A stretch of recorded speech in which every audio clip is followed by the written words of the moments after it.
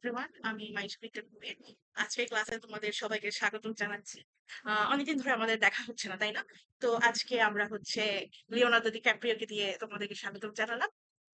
গত ক্লাসে হচ্ছে আমরা ফার্স্ট চ্যাপ্টারটা পড়েছিলাম, তোমাদের ভালো ফিডব্যাক পেয়েছি, অনেকের positive feedback. Thank you so much.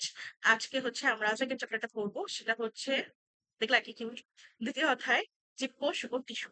তো এখানে দুটো অধ্যায় মোটামুটি কভার করা হবে, একটা হচ্ছে জীবকোষ আর একটা হচ্ছে টিস্যু। তো জীবকোষ জিনিসটা নিয়ে একটা আলাদা ফোকাস দেওয়া হবে, এটাকে আমরা পার্ট ওয়ানে রাখছি। তার মধ্যে উদ্ভিদ টিস্যুটা হচ্ছে সবচেয়ে বেশি ভাইটাল এন্ড ইম্পর্টেন্ট।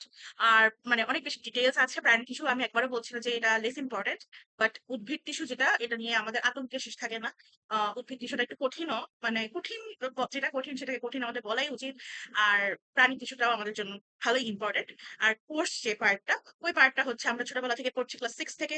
সো আমরা আশা করি আজকের ক্লাসটা একটু আমাদের নলেজের ভিতরে জানার মধ্যে হবে। দেখো এখানে হচ্ছে আজকে একটা ইম্পর্টেন্ট জিনিস নিয়ে কথা বলবো ক্লাসের শেষে। তো এই যে পোস্টারটা দেখতে পাচ্ছ, এটার ক্রেডিট কিন্তু জেমিনি, আমি ওকে পুরো ইনফরমেশন প্রোভাইড করেছি। He just make me draw that. Okay, তো এই জিনিসটা নিয়েও আমি আজকে কথা বলবো, এআই এর ইউজ বা জেমিনি বা যে কোনো ধরনের আর্টিফিশিয়াল ইন্টেলিজেন্স এর ইউজেস নিয়ে। তো দেখো আমরা ফার্স্ট এইতে দেখে ফেলতেছি যে জীবনের গঠনমূলক ও কার্যকরী একক, মানে এই দুটো দ্বারা তুমি হচ্ছে মোটামুটি জীবন বা জীবদেহের গঠন আর কার্যকরী একককে পেয়ে যাবা। তবে হ্যাঁ, আমরা গত ক্লাসে পড়েছিলাম যে টিস্যু অনেকগুলো কোষ নিয়ে গঠিত, তাই না? আর অনেকগুলো হচ্ছে কোষ মিলে কি গঠিত, টিস্যু গঠিত, তাই এটা ইন্টার কানেক্টেড। এখন যদি আমি তোমাকে একটা সিম্পল কোয়েশ্চেন জিজ্ঞেস করি যে কোষ ছোট নাকি টিস্যু ছোট, অবভিয়াস কোষ ছোট, কারণ অনেকগুলো কোষ মিলে আমরা হচ্ছে একটা টিস্যু ফর্ম করি। তো দেখো এখানে হচ্ছে যেটা আমরা দেখতে পাচ্ছি, জীবকোষ, এখানে উদ্ভিদ কোষ, প্রাণী কোষ আছে। তোমরা ছোটবেলা থেকে জানো, এবং এখানে কি কি থাকে এগুলো তোমরা জানো, তা আমরা আজকে একটু রিক্যাপ করবো আর কি। আর টিস্যু বা কলা, এই জিনিসটা হচ্ছে আমাদের জন্য একটু নতুন। ওকে, মুভিং টু দা নেক্সট। এখানে দেখো জীবকোষ কি, এখানে আমরা একটা স্লাইড ধারণা পাচ্ছি। তো আজকে আমি যেহেতু তোমাদের কাছ থেকে একটা ভালো রেসপন্স পেয়েছি, এবং আমার কাছে মনে হলো যে স্লাইড জিনিসটা তোমরা একটু বেশি পছন্দ করো, তাই আমি চেষ্টা করেছি স্লাইড অ্যাড করার। কিন্তু কিন্তু এখানে কথা আছে, আমি হচ্ছে বইটাকে কিন্তু একদম স্কিপ করবো না, আমি বই থেকে একটা ভালো অ্যামাউন্ট অফ ইনফরমেশন পড়াবো। স্লাইডটা হচ্ছে তোমাদের জন্য একটা জাস্ট পরীক্ষার আগে 1 মিনিট, তোমার কাছে 10 মিনিট সময় আছে, তুমি 10 মিনিটের মধ্যে পুরো চ্যাপ্টারটা রিভিউ করে যেতে চাও, তো তুমি এই স্লাইডটা পড়তে পারো আর কি। তো এখানে দেখো জীবকোষ কি, এখানে বলা হয়েছে। তো সংজ্ঞাটা আমরা সবাই জানি, আমাদের দেহের গঠন এবং কার্যিক একক হচ্ছে কোষ, সবচেয়ে ছোট ইউনিট। যেটা হচ্ছে মানে ধরো হচ্ছে আমাদের বডিটা যদি হয় এরকম, আমরা একটু ড্র করি। ধরো তোমার টিস্যুটা যদি এতটুকু হয়, তাহলে এখানে হচ্ছে অনেকগুলো ছোট ছোট ছোট ছোট ইউনিট আছে। অনেকগুলো, আমি তো হচ্ছে গিয়ে একটা মোটা পেন দিয়ে আঁকছি, এর জন্য হচ্ছে গিয়ে অনেকগুলো ছোট ছোট ইউনিট আছে। এই ইউনিটটাই হচ্ছে গিয়ে সেল বা কোষ। তো এখানে বলা হয়েছে জীবদেহের সবচেয়ে গঠন এবং কাজের একক হচ্ছে কোষ। তো অর্থাৎ আমাদের শরীরে বা উদ্ভিদের শরীর অসংখ্য ছোট ছোট কোষ নিয়ে তৈরি। আমরা সহজভাবে কিভাবে মনে রাখতে পারি বলতো? আমরা যখন একটা বাড়ি বানাই তখন কি করি, ইট একটার পর একটা দিয়ে দিয়ে তারপর বাড়িটা বানাই। তাহলে কি হলো, যে ইট যেমন বাড়ির গঠন একক, মানে হচ্ছে বাড়িটা বানাতে যেরকম ইট লাগছে, তেমনি কোষ হচ্ছে জীবদেহের গঠন একক, মানে অনেকগুলো বডি সেলস নিয়ে আমাদের হচ্ছে কি একটা টিস্যু ফর্ম হয়। এইটা এখন আমাকে একটু জিজ্ঞেস করতে পারো যে আপু পার্ট ওয়ানটা কাদের জন্য? পার্ট ওয়ানটা বাবু তাদের জন্য যারা হচ্ছে গিয়ে একটু আমরা ছোটবেলা থেকে ফাঁকিবাজি করেছি, তাদের জন্য আর কি একটু পার্ট ওয়ানটা আর কি। তো দেখো এখানে উদাহরণ দেওয়া হয়েছে কি, মানুষ কিন্তু অসংখ্য কোষ নিয়ে গঠিত, এবং অ্যামিবা মাত্র একটা কোষ নিয়ে গঠিত। তোমরা কিন্তু জানো কি কি আমরা পড়েছি, মনেরা, প্রোটিস্টা।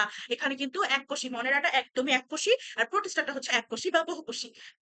আশা করি বুঝতে পেরেছো। ওকে, মুভিং টু দ্য নেক্সট। তো আমরা হচ্ছে এটা দেখার আগে একটু মেইন বই থেকে একটু ঘুরান্টি বেড়ে আসে, তাই না? তো দেখো এখানে জীবকোষের টিস্যু নিয়ে আমরা ধারণা পেয়েছি, এখানে সাধারণ অণুবীক্ষণ যন্ত্র এবং ইলেকট্রন অণুবীক্ষণ যন্ত্র, এটা কাদের জন্য? বেসিক্যালি এটা হচ্ছে প্র্যাকটিক্যালের জন্য। হুম। তারপরে মাঝে মাঝে দেখা যায় দুই একটা এমসিকিউস চলে আসে। তো আমরা দুই একটার জন্য হচ্ছে মেজর জিনিসপাতি নষ্ট করবো না। তো আমরা আগে হচ্ছে এখান থেকে একটু পড়ে নিচ্ছি। দেখো তো এখানে সবচেয়ে ইম্পর্টেন্ট জিনিসপাতিগুলো কি কি আমি দাগিয়ে দিচ্ছি। কি কি? জীবকোষ হচ্ছে জীবদেহের একক। তো কোনো বিজ্ঞানী হচ্ছে কি জীবজ ক্রিয়াকলাপের কিভাবে ব্যাখ্যা করেছিল, এটাকে জীবদেহের গঠন ও জীবজ ক্রিয়াকলাপের একক। এখন এখানে আমি একটা জিনিস অ্যাড করি, বর্তমানে আমরা যারা বাচ্চারা, মানে আমরা হচ্ছে স্লাইড নির্ভর হয়ে যাচ্ছি, তাই না? আমরা বড়রা অনেক বেশি স্লাইড নির্ভর, কিন্তু আমার কাছে মনে হয় মেইন বইটা যদি একটু ধরে ধরে পড়ানো যায়, তাহলে তোমাদের জন্য সুবিধা, তাই না? তো দেখো এখানে লোই আর সিকি পেজ, এই দুইটা নাম খুব গুরুত্বপূর্ণ। এখানে কি আসতেছে, 1969 সালে বৈষম্য ভেদ পর্দা। তোমরা কি আমরা যে ছোট বাবু থাকতে আমরা কোন ক্লাসে এগুলো পড়েছিলাম, ব্যাপন বিশ্লেষণের কনসেপ্টটা? তখন হচ্ছে বৈষম্য ভেদ মানে কি, অর্থভেদ পর্দা। তাহলে কি হতো, ওখানে দ্রাবকটা হচ্ছে গিয়ে বের হয়ে যেত আর দ্রব্যটা হচ্ছে থেকে যেত, তাই না? এরকম একটা কনসেপ্ট ছিল আমাদের, বৈষম্য ভেদ পর্দা বা অর্থভেদ পর্দা। ইদানিং আবার হচ্ছে কিছু ভুল টুল হয়ে গেলে তো মানে হচ্ছে সবাই খেয়াল টেয়াল করে, এর জন্য হচ্ছে আমি একটু শিওর না হয়ে আমি কোনো তোমাদের কথা বলবো না। তো বৈষম্য ভেদ পর্দা মানে অর্ধভেদ পর্দা, মানে দ্রাবক আর দ্রবক হচ্ছে গিয়ে আলাদা হয়ে যায়, তাই না? তার মাঝখানে একটা পাতলা পর্দা থাকে, কিন্তু এখানে সবকিছু তোমার পাস হয় না, এখানে হচ্ছে শুধুমাত্র দ্রাবকটা পাস হয়ে যায় আমার যতটুকু মনে করে। তো দেখো, বৈষম্য ভিত্তিক পর্দা দিয়ে আবৃত এবং জীবজ কলাপের একক, যা অন্য সজীব মাধ্যম ছাড়াই, মানে হচ্ছে মানে নিজেকে নিজের কপি করতে অন্য কোনো ধরনের মিডিয়ামের দরকার হয় না, তার স্বনির্ভর। তো এমন সত্তাকে কোষ বলা হয়েছে। তো তোমাকে যদি বলে দই এবং সিকিমেজ প্রদত্ত সংজ্ঞা, তাহলে তুমি এটা দিবে। আর যদি তোমাকে বলে কোষ কাকে বলে, তাও তুমি এটা দিতে পারো। যে কিন্তু কিন্তু তুমি যে সংজ্ঞাটা লিখছো, এটা একটা ক্রেডিটটা কার? নই এবং সিকিমিজের, এটা উল্লেখ করতে হবে। আশা করি তোমরা বুঝতে পেরেছো। তো মুভিং টু দা নেক্সট, আমরা হচ্ছে এখন স্লাইডে চলে যাব। দেখো, কোষ আবিষ্কারের মধ্যে এখানে কাকে কাকে বলা হয়েছে? 1665 সালে বিজ্ঞানী রবার্ট হুকের নাম তোমরা শুনেছো।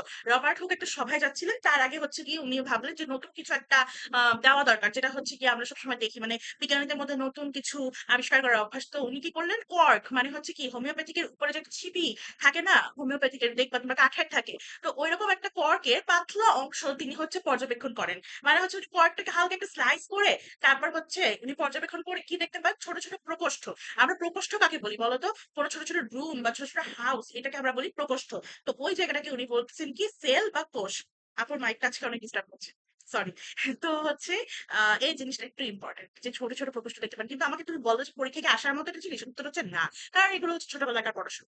তো এখানে হচ্ছে ছোট ছোট প্রকোষ্ঠ দেখতে পান, এটাই হচ্ছে সেল বা কোষ। এটা 1665 সালে রবার্ট হুক এই কাজটা করেন। প্রকোষ্ঠ মানে হচ্ছে সেল, বা জেলখানায় আমরা যেরকম দেখবা যে এক একটা আসামির জন্য, যদি আমার বাংলাদেশের জেলখানা দেখার মতো দুর্ভাগ্য বা সৌভাগ্য কোনোটাই হয় নাই। তো আমি যতটুকু জানি যে হচ্ছে জেলখানার ভিতরে যে ছোট ছোট কুঠুরি বা ছোট ছোট যে প্রকোষ্ঠ, ওইখান থেকে এই সেল বা কোষের কনসেপ্টটা আসে।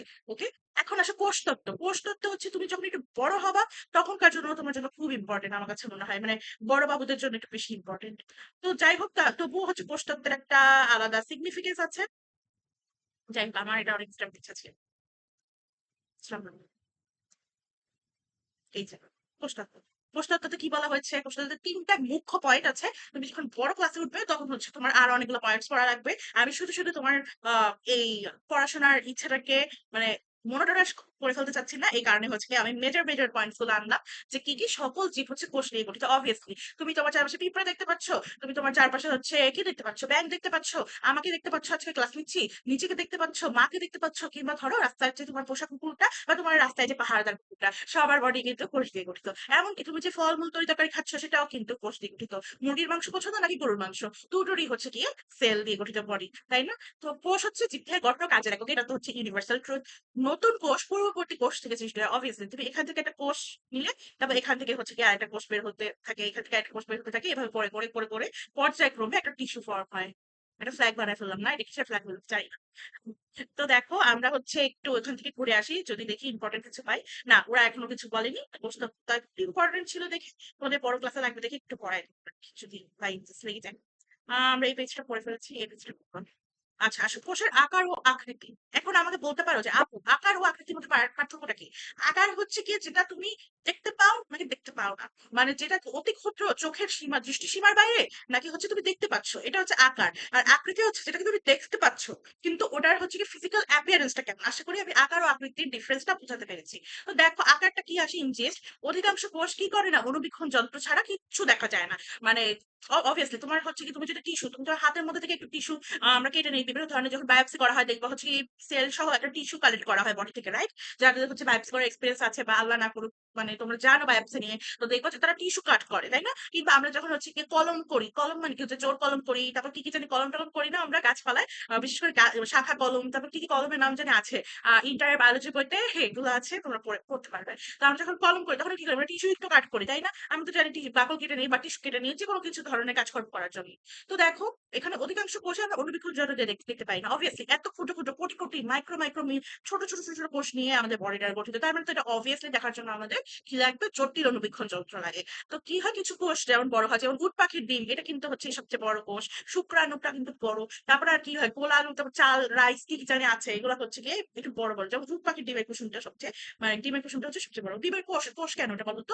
কারণ হচ্ছে ওখানে হচ্ছে একটা মোরগের শুক্রাণু এবং মুরগির ডিম্বাণু মিলে কি হলো, একটা জায়গোট তৈরি হলো। ওই জায়গোটাই একটু গ্রোথ হয়ে কি হলো, ডিমের কুসুম হলো, তাই না? তো এটা একটা কোষই হলো। আকৃতি। আকৃতি আমি বলেছি যেটাকে দৃষ্টিসীমার মধ্যে তুমি দেখতে পারবে। কিন্তু ওটার appearance টা কিরকম? লম্বা, গোল, ত্রিকোণাকার নাকি চতুষ্কোণাকার? মানে এখন তুমি আমাকে একটু জেনারেল মানে তো আমি জানি তোমরা এনাফ ব্রিলিয়ান্ট। তোমরা আমাকে বলো তো যে জিনিসটাকে তুমি দেখতেই পাচ্ছ না ওটার আকার আকৃতি সে হচ্ছে কি গোলাকার নাকি হচ্ছে চতুর্ভুজাকার এগুলো তুমি ডিসক্রাইব করতে পারবা? উত্তর হচ্ছে নো। তো আকৃতির উপর কি হয়? ডিফারেন্ট। আমি একটু একদম ইনচিসটা লিখে দিয়েছি যাতে তোমরা বোঝো। স্নায়ুকোষ কি হয়? লম্বা। মানবদেহের সবচেয়ে বড় কোষ হচ্ছে গিয়ে স্নায়ুকোষ বা নিউরন। কিরকম হয়? এরকম কি হয় এগুলো? এগুলো হচ্ছে গিয়ে অ্যাক্সন। এই পার্টটা হচ্ছে অ্যাক্সন। তারপর হচ্ছে এখান দিয়ে রেনভিয়ার পর্ব আছে। তারপর এখান দিয়ে আমি এভাবে সুন্দর করে আঁকছি দেখো। তারপর আর্ট কতগুলো। স্টার আঁকি। আমি মনে হয় খারাপ আঁকি নাই না? ল্যাপটপ দিয়ে এখন যে দেখ এখানে হচ্ছে অনেকগুলা dot dot dot dot dot দিলাম। হ্যাঁ, দেখো অনেকটা কিন্তু এরকমই দেখতে। খারাপ আর্টিস্ট না কিন্তু আমি। তো দেখো স্নায়ুকোষ হচ্ছে লম্বাটে হয়। বাংলাদেশের সবচেয়ে দীর্ঘ আর বড়র মধ্যে কিন্তু ডিফারেন্স আছে। দীর্ঘ মানে যেটা লেন্থে লম্বা আর বড় মানে হচ্ছে যেটা একদমই বড়। তো স্নায়ুকোষটা কি সবচেয়ে লম্বা। মানে লম্বা আকৃতির হয়। লোহিত রক্তকণিকা কেমন হয়? অ্যালপেনলিব দেখছো কখনো? ছোটবেলায় পিচ্চিকালে অ্যালপেনলিব খাইছো? তো দেখো অ্যালপেনলিবের মধ্যে আমাদের কিরকম হয়? এরকম থাকতো না দূর থেকে দেখতে অ্যালপেনলিবটা? তো ওরা কিন্তু এরকমই হয়। তারপর দেখো পেশিকোষ কিরকম হয়? সরু ও লম্বা এই যে এরকম হয়। তারপর হচ্ছে এরকম হয়। তো এটা হচ্ছে তোমাদেরকে আমি দেখাবো একটু পরে। এই যে এভাবে করে বান্ডেল অফ হিজ তো না সরি আমরা হচ্ছে কি বান্ডেল আঁকি এবার এ বান্ডেলে আই বান্ডেল ওভাবে করে বান্ডেল দিয়ে আঁকি। তো এই জিনিসটা হচ্ছে একটু কোষের প্রকারভেদটা এখন আমাদের জন্য ইম্পর্টেন্ট। তার আগে হচ্ছে আমরা একটু দেখে আসি কোষের প্রকারভেদ এখানে আছে। তার আগে আমরা একটু স্লাইড থেকে দেখে আসি।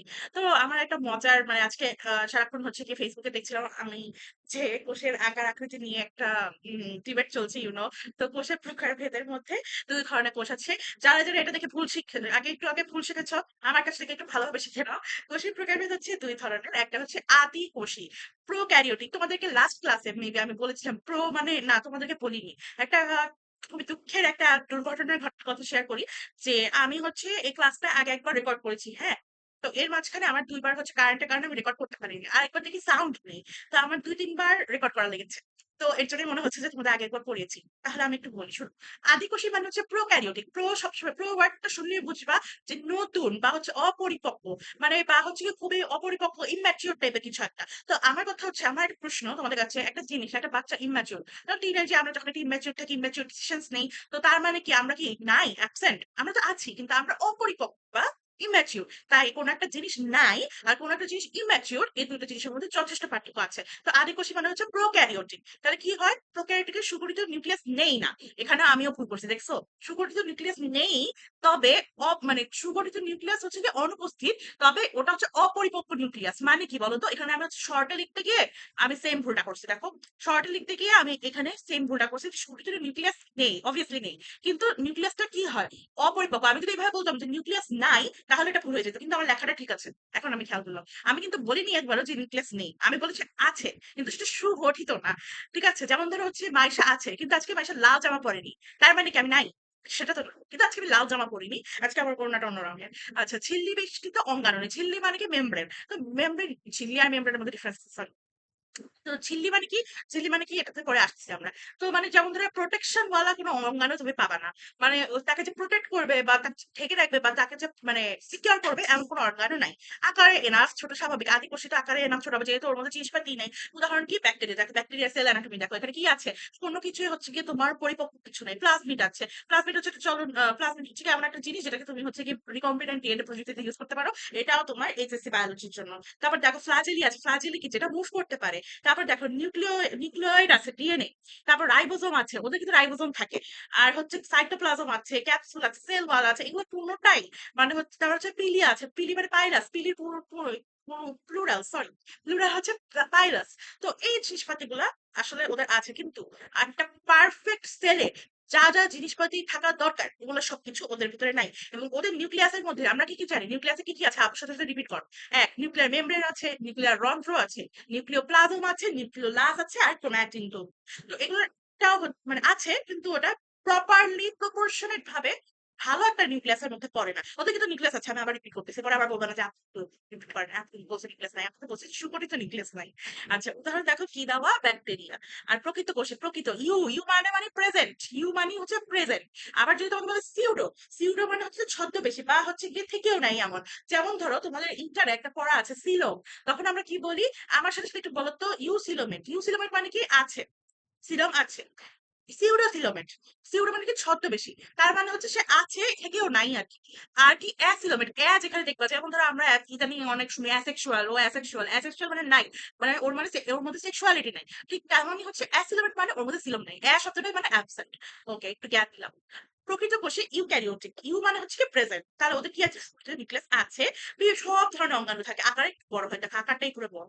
উদাহরণ কি? উদ্ভিদ ও প্রাণী কোষ। ওকে, আমি একটু জুম করি তোমাদের জন্য। দেখো এটা হচ্ছে বাইজুস থেকে নেওয়া, আমি কিন্তু ক্রেডিট দিচ্ছি।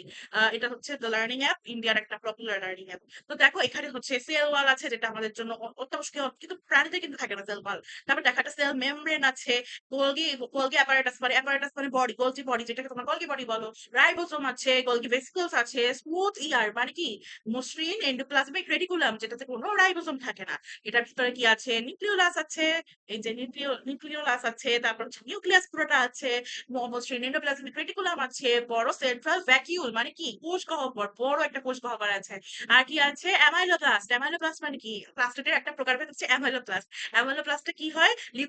অ্যামাইলোপ্লাস্ট হচ্ছে কি সবসময় শর্করা জাতীয় খাবার প্রডিউস করে। অ্যামাইলেস আমরা বিভিন্ন ধরনের এনজাইমের নাম করতাম না? অ্যামাইলেস হচ্ছে কি তোমার শ্বেতসার টাইপের, মানে যেটা, তো ওটা হচ্ছে এনজাইম। আর অ্যামাইলোপ্লাস্ট হচ্ছে স্টার্চ গ্রেইন, এই যে দেখো শস্য দানার মধ্যে এগুলো থাকে। তারপর কি এখানে কি আছে? সাইটোপ্লাজম থাকে, মাইক্রোকন্ড্রিয়ন থাকে। মাইক্রোকন্ড্রিয়ন হচ্ছে সিঙ্গুলার নাম্বার, আর প্লুরাল কি? মাইক্রোকন্ড্রিয়া। তারপর এখানে হচ্ছে রাফেল ক্রিস্টাল থাকে, ক্লোরোপ্লাস্ট থাকে, ভ্যাকিউল মেমব্রেন থাকে, মানে কোষ গহ্বরের যে মেমব্রেন এটা থাকে। বাকিসব বললাম। তাহলে দেখো এটা কতটা জটিল। তার মানে এটা হচ্ছে এত সমৃদ্ধ একটা নিউক্লিয়াস এবং সব ধরনের কোষীয় অঙ্গাণু কিন্তু প্রেজেন্ট। তো সেক্ষেত্রে আমরা উদাহরণ দিচ্ছি কি উদ্ভিদ ও প্রাণী কোষ। ওকে, এখন আসলে আমরা একটা বই থেকে দেখি। আমি জানি তোমাদের বই দেখতে ভালো লাগে না, কিন্তু আমি আসলে তোমাদের ভালোর জন্যই বইটা পড়াচ্ছি। দেখো, তো এখানে দেখো নিউক্লিয়াসের গঠনের ভিত্তিতে আপু বলছে কিনা দেখো তো, মিলাও তো। গঠনের ভিত্তিতে কোষ দুই ধরনের, কি কি থাকে? আদি কোষ এবং প্রকৃত কোষ। আদি কোষ মানে কি? প্রাক-কেন্দ্রিক কোষ, ওই যে বললাম প্রাক, ইনম্যাচিওর কিংবা অপরিপক্ক, যেটা মানে কেন্দ্রিক। প্রোক্যারিওটিক। ক্যারিওটিক মানে কি? আমরা কি করতাম? ক্যারিওকাইনেসিস। ক্যারিওকাইনেসিস মানে কি? নিউক্লিয়াসের বিভাজন। ক্যারিও মানে কি? তো ক্যারিও মানে হচ্ছে কি তোমার নিউক্লিয়াস ওরিয়েন্টেড এমন কিছু। তো আমরা বুঝেই যাচ্ছি নিউক্লিয়াসকে বাংলায় বলা হয় হচ্ছে কেন্দ্রিকা। তো প্রাক কেন্দ্রিক মানে হচ্ছে যার কেন্দ্রিকা টা ইম্যাচিওর। তো দেখলা আমি একটা ওয়ার্ড দিয়ে পুরো ডেফিনিশন বানায় ফেলতেছি। তোমরাও হচ্ছে কি এভাবে যদি বুঝে বুঝে প্রত্যেকটা ওয়ার্ড পড়ো। বায়োলজি, বায়োলজি ইজেন্ট, মানে বায়োলজি খুবই কঠিন একটা জিনিস, আমি বুঝি বায়োলজি মুখস্থ করা লাগে, কিন্তু আমরা যদি বুঝে বুঝে মুখস্থ করি তাহলে কিন্তু একদমই সহজ। পারি পারি সোজা কথা। তো দেখো কি এখানে কোনো সংগঠিত নিউক্লিয়াস থাকে না, এর জন্য এদেরকে আদি কোষ বা আদি নিউক্লিয়াস যুক্ত কোষ বলা হয়। এসব কোষের নিউক্লিয়াস কিন্তু কোনো পর্দা দ্বারা আবৃত থাকে না। এই যে দেখছো বলছি কতগুলো মেমব্রেন থাকে নিউক্লিয়াসে, একটা মানে একটা হাই প্রোফাইল নিউক্লিয়াস। তাই নিউক্লিয় বস্তুটা কি হয়? সাইটোপ্লাজমে ছড়ানো থাকে। মানে হচ্ছে ওরা যেমনে মন চায় অমনে থাকে আরকি। তো এসব যেমন ধরো তোমরা ওইটাতেই দেখো, আমি দেখাই তোমাদেরকে। এই যে দেখো ব্যাকটেরিয়াল সেল অ্যানাটমি যেটা। এখানেই তোমরা দেখো, আমি তোমাদেরকে যে দেখালাম। এখানে দেখো ওদের প্লাজমিড এক জায়গায়, ওদের ডিএনএ এক জায়গায়। অথচ আমরা কি জানি? ক্রোমোসোমের মধ্যে থাকে ডিএনএ। তো ওরা যেখানে মন চায় ওখানে যেমনে মন চায় অমনি করে ওরা আছে। মানে কোন রকমে আরকি ওদেরকে থাকতে দেওয়া হয়েছে আরকি, বুঝছো? তো এখানে হচ্ছে কি নিউক্লিয়াস বস্তু কি কোথায় ছড়ানো থাকে? সাইটোপ্লাজমে ছড়ানো থাকে। এসব কোষে কি থাকে না? মাইটোকন্ড্রিয়া, প্লাস্টিড, এগুলো তুমি মুখস্থ করবা শুধু শুধু। আপুর মতো যদি ফাঁকিবাজ হও তাহলে মুখস্থ করবে না। তুমি খালি মনে রাখবো যে এখানে থাকে শুধু রাইবোসোম। আর কিছু থাকে না। আর দুনিয়াতে তোমাকে যদি বলে যে আদিকোষে কি মাইসাপু থাকে? উত্তর হচ্ছে না। আদিকোষে কি প্লাস্টিক থাকে? না। আদিকোষে যদি তুমি থাকো? না, কেউ থাকে না, শুধু রাইবোসোম থাকে। ক্রোমোজোমে কেবল ডিএনএ থাকে। এই যে এই জিনিসটাতে ক্রোমোজোম আছে, কিন্তু ক্রোমোজোমে শুধু ডিএনএ থাকে, আর কেউ থাকে না। দেখলো না? ওই যে ডিএনএ, ব্যাকটেরিয়াল ডিএনএ। তারপর কি কি কিতে থাকে? নীলাভ সবুজ শৈবাল মানে সায়ার ব্যাকটেরিয়া, এগুলোতে হচ্ছে এই ধরনের কোষ পাওয়া যায়। প্রকৃত কোষ বা সুকেন্দ্রিক কোষ মানে হচ্ছে ইউ মানে কি প্রেজেন্ট, ক্যারিওটিক মানে কি নিউক্লিয়াস, মানে নিউক্লিয়াসটা প্রেজেন্ট, তো খুব ভালো মতো প্রেজেন্ট আর কি। তো কি তুমি যত ভালো ভালো গুণ ওদেরকে দিবা, যেমন হচ্ছে এটা নিউক্লিয়ার ঝিল্লি, হচ্ছে নিউক্লিয় বস্তু দিয়ে পরিবেষ্টিত এবং সুসংগঠিত, যেমন কি নিউক্লিয়ার মেমব্রেন রন্ধ্র, এগুলো হ্যান ত্যান থাকে। রাইবোসোম তো থাকেই, রাইবোসোমের সাথে সকল অঙ্গাণু থাকে। ক্রোমোজোমে কি থাকে? ডিএনএ, হিস্টোন, প্রোটিন, এগুলো থাকে। অধিকাংশ কোষ এই ধরনের হয়। এখন আসলে কাজের ভিত্তিতে দুই ধরনের কোষ আছে। একটা হচ্ছে দেহকোষ ও জনন কোষ। এটা মেবি আপনার স্লাইড আজকে পাবা না। নো, পাবা না। আজকে এখানে এইটুকুই আছে। আমরা এটা হচ্ছে বই থেকে পড়বো। দেখেন, তো কি বলা হয়েছে? কাজের ভিত্তিতে দুই ধরনের। তাহলে আমরা কি বুঝলাম? যে নিউক্লিয়াসের মানে গঠনের উপরে, নিউক্লিয়াসের গঠনের ভিত্তিতে। আমি কিন্তু বলতেছি না নিউক্লিয়াসের উপস্থিতি ও অনুপস্থিতি। নিউক্লিয়াস সব কোষে নিউক্লিয়াস থাকে, কিন্তু নিউক্লিয়াসটা কি প্রপার নাকি ইমপ্রপার এটার গঠনের ভিত্তিতে কিন্তু। ও এমন কোনো কোষ এখানে নাই যেটা নিউক্লিয়াস নাই, মানে আমরা বই থেকে যতটুকু বুঝতে পারতেছি, তাই না? তো তুমি দেখো এখানে হচ্ছে আমরা কাজ মানে কোষের তো একটা কাজ আছে। তো ওই কাজের ভিত্তিতে কোষ গঠনের এখন এখানে কথা আছে। দেখো এইটা কিন্তু হচ্ছে প্রোক্যারিওটার মধ্যে পড়তেছে না, এটা কিন্তু ইউক্যারিওটিক সেলের মধ্যে পড়তেছে। মানে ইউক্যারিওটিক সেলের মধ্যে কাজের ভিত্তিতে দুই ধরনের কোষ আছে, কারণ এখানে প্রত্যেকেই সুগঠিত নিউক্লিয়াস ওয়ালা প্রাণী কোষ, সরি। তো দেখো দুই ধরনের, একটা হচ্ছে দেহকোষ এবং জনকোষ। এই যে দেখছো আমার ল্যাপটপ আছে, ডিস্টার্ব করতেছে। Wait, দুই ধরনের কোষ আছে, দেহকোষ এবং জনকোষ। তো দেহকোষ কি? Somatic sell. সোম্যাটিক মানে কি? দৈহিক। সোম্যাটিক মানে হচ্ছে দেহ ওরিয়েন্টেড কিছু একটা। ইংলিশ টার্ম জানা জরুরি, আমি ফার্স্ট ক্লাসে বলেছি। তো বহুকোষী জীবের দেহ গঠনে এসব কোষ অংশগ্রহণ করে, এটা তো জানি আমরা। দেহকোষ মানে কি? দেহের বৃদ্ধি এবং গঠনে সাহায্য করে। মাইটোসিস পদ্ধতি সব সময় মনে রাখতে হবে কি, মাইটোসিস কোষ বিভাজনে সে দেহকোষ বিভাজিত এবং দেহের বৃদ্ধি হয়। বিভিন্ন তন্ত্র, অবভিয়াসলি তোমার দেহের বৃদ্ধি হচ্ছে তার মানে কি, কোষের বৃদ্ধি হলে টিস্যুর বৃদ্ধি হবে, টিস্যুর বৃদ্ধি হলে অঙ্গের বৃদ্ধি হবে, অঙ্গের বৃদ্ধি হলে তন্ত্রের বৃদ্ধি হবে। এগুলো তো একদম জানার কথা, অঙ্গ প্রত্যঙ্গ দেহ গঠনে দেহকোষ অংশ নেয়। আর দেখো জনন কোষ, গ্যামেটিক সেল, আমরা কি বলি পুং গ্যামেট এন্ড কি স্ত্রী গ্যামেট। তো এই দুইটা গ্যামেট কি, গ্যামেটিক সেল, তারা কি করে? জনন কাজে অংশগ্রহণ করে। এখন তোমরা আমি তোমাদের জনন কোষে বৃদ্ধিতে কোন প্রক্রিয়া অংশগ্রহণ করে? মাইক্রোসিস নাকি মিউসিস? জনন কোষের বৃদ্ধিতে, জনন কোষটা মানে মেক হয়ে জনন কোষের বৃদ্ধি রেখে সাহায্য করে। এটার উত্তর আমাকে আমি নেক্সট ক্লাসের মধ্যে দিব, খাতায় লিখে রাখো, আমার সাথে আমার অনেক ইচ্ছা তোমাদের সাথে ডাইরেক্টলি ক্লাস করার। যৌন প্রজনন ও যৌনক্রম দেখা যায় এমন জীবে জননকোষ উৎপন্ন হয়। মিওসিস পদ্ধতিতে মাতৃকোষের বিভাজন ঘটে এবং জননকোষ উৎপন্ন হয়। মিওসিস পদ্ধতিতে এটা জানা কথা যে আমরা কি পাই, দুই ধরনের কোষ থেকে হচ্ছে টুয়াইজেন থেকে একটা করে এনডি, একটা করে এনডি নিয়ে একটা টুয়াইজেন বানায়, তাই না? তাহলে কি হলো, আমাদের একটা শুক্রাণু এবং ডিম্বাণু থেকে নিষেক প্রক্রিয়ায় দুটা গ্যামেটের মিলন হয়ে কি হয়, একটা জাইগোট হয়। তো এখানে কি হয়, জননকোষ উৎপন্ন হয়। অপত্য জননকোষের ক্রোমোজোম সংখ্যা মাতৃ জননকোষের ক্রোমোজোম সংখ্যার অর্ধেক হয়ে থাকে। হ্যাঁ, কোষ এবং স্ত্রী জননকোষ মিলিত হয়ে নতুন জীবের দেহ সূচনা করে। পুং ও স্ত্রী জননের মিলনের ফলে সৃষ্ট এই প্রথম কোষটিকে জাইগোট বলা হয়। এটা আপুর একটা কথা আনকমন না, সবই জানতো না। জাইগোট বরাবর বিভাজনের মাধ্যমে জীবদের গঠন হয়, মানে জাইগোট বরাবরই বিভাজনটা চলতে থাকে। ওকে, অলরাইট। তাহলে আমরা মোটামুটি বুঝছি আশা করি। এখন আসো, তোমরা তো স্লাইড কি বলি স্লাইড পছন্দ করো না, থ্যাংক ইউ, আমি এখনই কি বলি। তো উদ্ভিদ কোষ এবং জনন কোষ। এখন দেখো আমরা একটা উদ্ভিদ কোষ এবং জনন কোষের বিউটিফুল ছবি আছে, আমরা আগে চিত্রটা দেখি। তোমাদের ফার্স্ট দেখেই মনে হওয়া উচিত, যদি তোমরা আমার মতো মানুষ হও, মানে তোমরা তো মানুষ, তাহলে সবার আগে দেখতে দেখতে হবে কি, সেল ওয়াল। সেল ওয়াল জিনিসটা হচ্ছে সবচেয়ে গুরুত্বপূর্ণ, সবচেয়ে বেশি মানে ভিজিবল একটা পার্থক্য উদ্ভিদ আর প্রাণী। তুমি যেটাকে বাহির থেকে শুরু করো, প্রাণী কোষে কোনো সেল ওয়াল থাকে না, কোষ প্রাচীর থাকে না। উদ্ভিদ কোষে কি থাকে, কোষ প্রাচীর থাকে। এবং হচ্ছে কি হয়, তারা একটা থেকে একটা ব্যারিকেড মেনটেন করে আর কি। ওকে, সবচেয়ে মেজর পার্থক্য এটা। আর কি থাকে, আমি পার্থক্যগুলো আগে বলতেছি, তোমরা চাইলে নোট ডাউন করে নিতে পারো। তারপর কি থাকে, উদ্ভিদ কোষে প্লাস্টিড থাকে। প্লাস্টিড কি, উদ্ভিদ কোষ হচ্ছে ক্লোরোপ্লাস্ট, ক্রোমোপ্লাস্ট, লিউক্লোপ্লাস্ট, সব ধরনের প্লাস্টিক থাকে। তো প্লাস্টিক গুলোর মধ্যে ডিফারেন্স কি হতে পারে? প্লাস্টিক থাকে বলেই তো তারা হচ্ছে সালোক সংশ্লেষণ প্রক্রিয়ায় সূর্যের আলোর উপস্থিতিতে নিজের খাদ্য নিজেই তৈরি করতে পারে, তাই না? আমাদের যদি হচ্ছে গিয়ে প্লাস্টিক থাকতো, তুমি চিন্তা করে দেখো, চোখ করতে বলে, তাহলে আমরা কিভাবে কি করতাম? আমরা একদম সবুজ কালারের মানুষ হইতাম, নাহলে একদম ধূপ বা সাদা, নাহলে আমরা কি হইতাম বলো তো, একদম গাজরের মতো টকটকে লাল। কালারটা সুন্দর না গাজরের? হ্যাঁ, আমি জানি, আমার ফেভারিট কালার। তো হচ্ছে, তো তুমি তাহলে নিজের কথা নিজেই তৈরি করতে পারতা। আর কি হইতো? তারপর তুমি হচ্ছে গিয়ে তোমাকে মানুষজন তোমাকে অন্য প্রাণীরা ভক্ষণ করতো। কেমন, ওই যে উদ্ভিদের মতো আমরা শাক পাতা খাই, লতা পাতা খাই, কারণ কি আমরা ওদের উপর পরোক্ষভাবে নির্ভরশীল। পরোক্ষভাবে না, প্রত্যক্ষভাবে নির্ভরশীল, কারণ হচ্ছে সূর্যের উপস্থিত ওরা নিজের খাবার নিজে বানায়, নিজেরা বানায়, গ্রোথ করে, ওই খাবার ওটা আবার আমরা খাই। আমাদেরকেও তাহলে অন্য প্রাণীরা খাইতে, তাই না? কারণ আমরা তো নিজের খাদ্য নিজেই বানাতে পারি। ওকে, তো তারপর হচ্ছে কি, এখানে হচ্ছে আর মেজর পার্থক্য হচ্ছে হিউজ বড় একটা কোষ গহ্বর থাকে প্ল্যান্ট সেলে। আর অ্যানিমাল সেলে পুচকি পুচকি থাকতেও পারে, খুব রেয়ার, কিন্তু থাকে না, একদমই প্রায় থাকে না বলা চলে। আর পার্থক্য কি আছে, উদ্ভিদ প্রাণী কোষে গলজি বডি আমাদের থাকে, সাইটোপ্লাজম থাকে, vacuole, lysosome, smooth intermediate filament, centrosome, nucleus, chromatin, আর বাকি থাকে। কিন্তু সবচেয়ে মেইন পার্থক্য কোথায়, এই প্ল্যান্ট সেলে কোষ প্রাচীর আর হচ্ছে গিয়ে তোমার কি, সেল ওয়াল। সেল ওয়াল কি বললাম, ভ্যাকুইল মানে হচ্ছে কোষ। তো দেখো এখানে অনেক কিছু বলা আছে।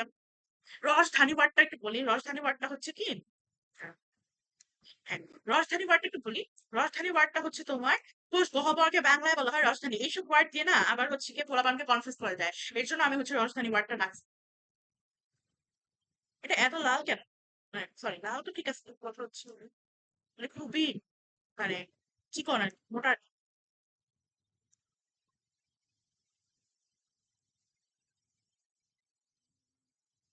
Interactive QnA, open presenter view.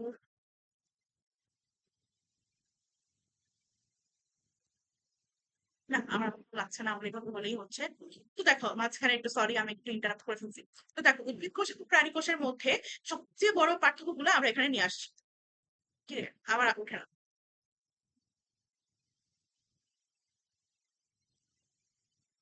আচ্ছা দেখ, উদ্ভিদ কোষে কি কি বৈশিষ্ট্য হয়? উদ্ভিদ কোষে কোষ প্রাচীর থাকে, প্লাস্টিক থাকে। কি কি প্লাস্টিক? ক্লোরোপ্লাস্ট, ক্লোরো মানে কি ক্লোরোফিল ওয়ালা মানে প্লাস্টিক না, সবুজ সবুজ কালার। ক্রোমোপ্লাস্ট মানে কি ক্রোমাটিন, ক্রোমাটিন তো না, ক্যারোটিন, জ্যান্থোফিল, তারপর হচ্ছে সাইক্লোএরিথিন, তারপর কি কি জানি আছে না ওগুলা। আমি তো ঠিকই বলছি মনে হয়, হ্যাঁ। জ্যান্থোফিল, তারপর হচ্ছে কি ক্যারোটিন, এগুলো থাকে। তো পর রাজধানী, পর রাজধানী মানে কি কোষ গহ্বরটা ইয়া পর, কোষ গহ্বরের মধ্যে আবার হচ্ছে কি তোমার রাজধানী মানে কি ফুলদানি মানে কি যেটাকে আমরা ফুল ধরে রাখি। পরাগধানী মানে কি যেখানে পরাগরেণু ধরা হয়। রসধানী মানে কি যেখানে হচ্ছে মানে রস থাকে। তো নির্দিষ্ট আকৃতি থাকে, মানে অবভিয়াসলি তুমি তুমি একটা জিনিস যেমন ধরো হচ্ছে তুমি একটা হোয়াইট বোর্ডের কথা ধরো বা একটা ল্যাপটপের কথা বলো, তো ওখানে হচ্ছে তোমার নির্দিষ্ট আকৃতি থাকে। তো এই আকৃতি জিনিসটা হচ্ছে কি ম্যাটার করতেছে, যে যেমন ধরো তুমি যদি একটা ওয়ালের পর ওয়াল করে ছবি আঁকো, খুবই প্যাথেটিক যে আমার এটা আজকে কাজ করতেছে। আচ্ছা দেখি এই যে কাজ করতেছে। এটা হচ্ছে কি একটা সেল ওয়াল, এটা একটা কোষ প্রাচীর ওয়ালা সেল ওয়াল, এখানে একটা কোষ প্রাচীর ওয়ালা সেল ওয়াল। তার মানে ও নিজে একটা আকৃতি ধরে রাখতেছে। আর যদি এটা প্রাণী কোষ হতো তাহলে ধরো একটা হচ্ছে এরকম টপু, আর একটা হচ্ছে কি পল্টু, আর একটা হচ্ছে কি রফিক, আর একটা হচ্ছে শফিক, এরকম করে থাকতো তাই না? এটা হচ্ছে কি প্রাণী কোষের মধ্যে। আর উদ্ভিদ কোষেরটা সব সময় হচ্ছে কি এরকম এক একটা আকার ধরে থাকে। ওকে, তো তাকে নির্দিষ্ট আকৃতি থাকে, তারপর হচ্ছে বড় রসখানি থাকে, কোষ প্রাচীর আছে, এটাই মেইন জিনিস। এখন দেখো প্রাণী কোষ, প্রাণী কোষে কোষ প্রাচীর থাকে না, এটা তো আমি বললাম। প্লাস্টিক নাই, এটাও বললাম। আর ছোট রসধানী থাকে, ছোট রসধানী থাকে। আর আকৃতি কি অনিয়মিত। অবশ্যই আমি তো তোমাদেরকে দেখাইলাম। এখন আমাকে আরেকটা প্রশ্নের উত্তর দাও, দুইটা প্রশ্ন একটা প্রশ্ন তোমাদের করে ফেলছি যে জনন কোষের বৃদ্ধি ঘটায় কোন কোষ বিভাজন প্রক্রিয়ায়, কোন কোষ বিভাজন প্রক্রিয়া বৃদ্ধি ঘটায়। আর আরেকটা প্রশ্ন আমার আছে, সেটা হচ্ছে নিউক্লিয়াসের, প্রাণী কোষের নিউক্লিয়াস সবসময় কেন্দ্রে থাকে, কিন্তু উদ্ভিদ কোষের নিউক্লিয়াসটা কেন্দ্রে থাকতে পারে না কেন? এটা ব্যাখ্যা করো। তো এটা ব্যাখ্যা করবো। ওকে, এখন দেখো প্ল্যান্ট সেল, অ্যানিমাল সেল, একটু আগে দেখলা। এখন আমাকে জিজ্ঞেস করতে পারো আপু এগুলো আঁকাবেন কবে? ওয়েন? আমি তাদের প্রথম ক্লাসে বলছি আমি একটা চিত্র সিরিজ করবো। তো সেখানে প্রত্যেকটা ক্লাসের ইম্পর্টেন্ট চিত্রগুলো আমরা আঁকা প্র্যাকটিস করবো। তো এটা এটা ক্লাসটা আমি পরে করবো, আগে আমি থিওরি ক্লাস নিয়ে নিবো। তো আর হচ্ছে যেটা কথা, এটা তোমরা একদম ছোট বাবু থেকে আঁকতে জানো আশা করতেছি।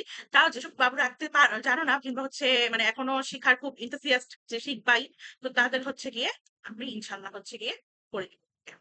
এখন দেখো এখানে সবগুলো কোষের অঙ্গাণুর কথা বলা আছে, কিন্তু তার আগে আমরা হচ্ছে গিয়ে বই থেকে একটু ঘুরে আসবো। দেখো এখানে প্রত্যেকটা যারা বই পড়তেছো তারা কিন্তু একদম সবকিছু পেয়ে যাচ্ছ। কি কি বলা হয়েছে? উচ্চ শ্রেণীর উদ্ভিদ প্রাণীরা সকলে কি প্রকৃতপোষী। প্রতিটি কোষ কেমন অসংখ্য অঙ্গাণু নিয়ে তৈরি হয়। যেমন হচ্ছে কি মাইক্রোফিল, তারপর এখানে দেখো এর মসৃণ endoplasmic reticulum, plasma membrane, cytoplasmic ধাত্র, এগুলো সব হচ্ছে তুমি আঁকতে আঁকতে হয়ে যাবে। এগুলো তো আপু সবই বললাম যে এখানে কি কি আছে বলতো। মসৃণ এন্ডোপ্লাজমিক রেটিকুলাম, সেটা হচ্ছে রাইবোজোম থাকে না। প্লাজমা মেমব্রেন মানে কি প্লাজমা মানে যে কোনো ধরনের প্লাজমিক পদার্থের মেমব্রেন। সাইটোপ্লাজমিক ধাত্র আছে এখানে। অমসৃণ এন্ডোপ্লাজমিক রেটিকুলাম যেটা হচ্ছে নিউক্লিয়াসের সাথে কানেক্টেড এবং হচ্ছে রাইবোজোম থাকতেছে। নিউক্লিয়ার রন্ধ্র মানে কি দুইটা নিউক্লিয় মেমব্রেনের মাঝখানে একটা রন্ধ্র, যেটা দিয়ে পানি, খাদ্য এবং গ্যাস এবং এই পুষ্টি উপাদানগুলো প্রবেশ করে বের হয়। নিউক্লিওলাস হচ্ছে কি একটা গোলাকার তন্তু, যেটার সাথে হচ্ছে কি ক্রোমাটিন তন্তুর সাথে আটকায় থাকে। নিউক্লিয়ার আবরণ কি নিউক্লিয়াসকে প্রোটেক্ট করছে, যে ক্রোমাটিন তন্তু যেটার ভিতরে ডিএনএ থাকে। তারপর হচ্ছে নিউক্লিওপ্লাজম মানে হচ্ছে যেটার ভিতরে নিউক্লিওলাস এবং ক্রোমাটিন তন্তু ফেসে থাকে। আন্তঃকোষীয় ফাঁক, আন্তঃকোষীয় ফাঁক মানে কি যে একটা একটা কোষ আরেকটা কোষের মাধ্যমে ফাঁক ক্রিয়েট করতেছে, ফাঁকা ফাঁকা ক্রিয়েট করতেছে। গোলজি বডি আছে। মাইক্রোকন্ড্রিয়া হচ্ছে কি, মাইক্রোকন্ড্রিয়া হচ্ছে সবচেয়ে ইম্পর্টেন্ট অঙ্গাণু। মাইক্রোকন্ড্রিয়া এবং প্লাস্টিক এই দুইটা কিভাবে একটা একটার সাথে কোরিলেটেড, এবং এই দুইটা কিভাবে মানব সভ্যতার ইতিহাসে বাঁচায় রাখতেছে আমাদেরকে, এটা খুব গুরুত্বপূর্ণ একটা প্রশ্ন। এবং এটা হচ্ছে গিয়ে ৪ মার্কে মাঝামাঝি দিয়ে দেয় মাইটোকন্ড্রিয়া এবং প্লাস্টিক এই দুইটা নিয়ে কোয়েশ্চেন। তো এটা একটা খুব গুরুত্বপূর্ণ অঙ্গাণু, এটা নিয়ে আলাদা করে মানে দরকার হলে একটা ক্লাসও নেওয়া যায়। ক্লোরোপ্লাস্ট একটা অঙ্গাণু। লাইসোসোম কি আত্মঘাতী থলিকা। কোষ প্রাচীর হচ্ছে কি যেটা প্রোটেক্ট করে আমাদের কোষ গহ্বরের ভেতরে হচ্ছে বিভিন্ন ধরনের রস থাকে। মাইক্রোফিলাস, ও হ্যাঁ এটা মাইক্রোফিলাস নাই, এটা মাইক্রোফিলাস আছে। এন্ডোপ্লাজমিক রেটিকুলাম এটা কি মসৃণ, এটা আর এটা কি এটাকে কি বলে? এখানে দেখো তো আর কোনো ডিফারেন্স খুঁজে পাচ্ছ? আর তো মনে হয় কিছু খুঁজে পাচ্ছি না আমরা, তাই না? তো এখানে প্রধান অঙ্গাণু দেখতে পাচ্ছি। তো এসব অঙ্গাণুর অধিকাংশই উদ্ভিদ ও প্রাণী উভয়ের কোষে থাকলেও কিছু অঙ্গাণু আছে যা কেবল উদ্ভিদ কোষে অথবা কেবল প্রাণী কোষে পাওয়া যায়। ইলেকট্রন, ও হ্যাঁ এক্সাক্ট, এই লাইনটা খুব ইম্পর্টেন্ট। দেখছো আপু বলছি যে যদি হচ্ছে টিচার আমার মতো ক্রিয়েটিভ হয় তাহলে এটা দিয়ে ভয়ের একটা প্রশ্ন করে ফেলতে পারে। ইলেকট্রন অণুবীক্ষণ যন্ত্রে দেখা যায় এমন একটা অঙ্গাণুর সাথে আমরা পরিচিত হবো। কিন্তু কথা হচ্ছে আমরা আজকে ক্লাসটা একটু রিক্যাপ করবো। আমরা যে একটু পড়লাম আমরা অঙ্গাণুগুলো হচ্ছে আবার অন্য ক্লাসে দেখো। অন্যান্য আজকে আমরা কি কি করছি সারাদিন দেখো তো। আজকে আমাদের আমরা হ্যাঁ, আজকে আমরা হচ্ছে ওয়েলকাম করলাম তোমাদেরকে। তারপর তোমাদেরকে হচ্ছে দেখাইলাম যে জীব কোষ, এখানে দেখো ২ টা কোষ আছে, তারপর এখানে টিস্যু আছে। এটা দেখাইলাম। তারপর হচ্ছে জীব কোষ কি? এটা হচ্ছে গিয়ে বললাম যে মানুষ একমাত্র একটা অসংখ্য কোষ দিয়ে তৈরি, আমি মাত্র একটা কোষ দিয়ে তৈরি। কোষ আবিষ্কার করলো কে? ১৬৬৫ সালে রবার্ট হুক। তারপর কোষতত্ত্ব কি? কোষতত্ত্ব বলতে বোঝায় সকল কোষ হচ্ছে গিয়ে জীব দিয়ে গঠিত, সরি সকল জীবকোষ দিয়ে গঠিত। কোষ হচ্ছে জীবের গঠন এবং কার্যে কাজ। নতুন কোষ হচ্ছে গিয়ে পূর্ববর্তী কোষ থেকে সৃষ্টি হয়। কোষের আকার আকৃতি আমি বললাম, আকার আকৃতির মধ্যে ডিফারেন্স এটা তোমরা বুঝবা, কোনটা কোন আকৃতির এটা তোমরা দেখলেই বুঝতে পারবা। কোষের প্রকারভেদ কি কি আছে, আদিকোষী, প্রকৃতকোষী। আর কি আছে বলছিলাম, কাজের ভিত্তিতে সোম্যাটিক সেল আর গ্যামেটিক সেল। তারপর কি উদ্ভিদ প্রাণী কোষের হচ্ছে গিয়ে বৈশিষ্ট্য পার্থক্য। এখানে হচ্ছে গিয়ে এখানে বৈশিষ্ট্যগুলো মোটামুটি একদম মেজর মেজর বৈশিষ্ট্য, যেটা তুমি পরীক্ষার আগে ৫ মিনিটে দেখে যেতে পারবা। তারপর কি আছে, প্ল্যান্ট সেল আর অ্যানিমাল সেল পাশাপাশি ডায়াগ্রাম, কি সুন্দর দুটো ডায়াগ্রাম, এটা থেকে আঁকা শিখতে পারবা। আপু আঁকাও দেখাই দিব। তারপরে আজকে হচ্ছে গিয়ে আমরা নেক্সট ক্লাসে হচ্ছে কোষের গঠন এবং এইগুলো নিয়ে কাজ করব। ওকে, তো এখন একটা কথা যেটা, সেটা হচ্ছে আমি তোমাদেরকে প্রশ্ন করছিলাম যে আমরা হচ্ছে জনন কোষের বৃদ্ধি ঘটায় কোনটা? উত্তর হচ্ছে জনন কোষের বৃদ্ধি ঘটে মাইটোসিস প্রক্রিয়া। আমরা মিওসিস প্রক্রিয়া হচ্ছে দেহকোষ, সরি, শুক্রাণু এবং ডিম্বাণু মিলে একটা জাইগোট পাচ্ছি। ওইটা গ্রোথ ঘটায় হচ্ছে কি কে? মাইটোসিস প্রক্রিয়া। ওকে, আর আরেকটা কোয়েশ্চেন কি করছিলাম আপু, এরকম আমি কিন্তু প্রত্যেকদিন কোয়েশ্চেন করবো। তো আরেকটা কোয়েশ্চেন করছিলাম কি, তোমরা মনে মনে অ্যান্সার রেডি করছো তাই না? একটা কোয়েশ্চেন ছিল যে উদ্ভিদ কোষের নিউক্লিয়াসটা কেন্দ্রে থাকতে পারে না কেন? তোমরা চিন্তা করে দেখো আমাদের উদ্ভিদ কোষের নিউক্লিয়াসের যে গঠনটা। ওকে, আমরা তো এই যে দেখো, উদ্ভিদ কোষের গঠনটা তুমি একটু দেখো। উদ্ভিদ কোষের গঠনটার মধ্যে আমরা দেখতে পাচ্ছি যে এখানে একটা বড় কোষ গহ্বর। এই বড় কোষ গহ্বরটা একদম প্রায় কেন্দ্রে অবস্থানের কারণে এই নিউক্লিয়াসটা আর কেন্দ্রে থাকতে পারে না, তখন এটা এ সাইডে চলে আসে। এই নিউক্লিয়াসের নাম কেন্দ্রিকা হয়েছিল এই কারণেই যে যে অঙ্গাণু কেন্দ্রে অবস্থান করে সেটা নিউক্লিয়াস। যদি এখানে নিউক্লিয়াস সাইডে, কিন্তু মোস্ট অফ দ্য কেসেস বেশিরভাগ জায়গা নিয়ে দেখো একটা মানে পুরো বেশিরভাগ জায়গা নিয়ে কিন্তু নিউক্লিয়াসটা গঠিত। ঠিক তেমন এই কোষ গহ্বরটার কারণে নিউক্লিয়াসটা হচ্ছে পরিধির দিকে চলে আসে, মানে সে হচ্ছে কেন্দ্রের দিকে থাকতে পারে না। তো আজকের মতো আমরা মোটামুটি এখানেই ক্লাস শেষ করলাম, কারণ হচ্ছে তোমাদেরকে আমি অঙ্গাণুগুলো আলাদা করে নেক্সট ক্লাসে পড়াতে চাই। আর যেহেতু আমরা হচ্ছে মোটামুটি প্রতিদিন ৪০ মিনিটের ক্লাস করি, তাই হচ্ছে আমাদেরকে মানে ওটা মেনটেন করতে হয়, তাই না? তো আজকের মতো আপু ক্লাস এখানেই শেষ করছি। তোমরা ক্লাসটাকে হচ্ছে গিয়ে শেয়ার করে দিও। আর তোমাদের জন্য comment box open. Any questions you wanna ask, let me know. কোনো সমস্যা নাই। তো আজকের মতো আমি ক্লাস এখানে শেষ করছি। তোমরা সকলেই ভালো থাকো, সুস্থ থাকো। আল্লাহ হাফেজ।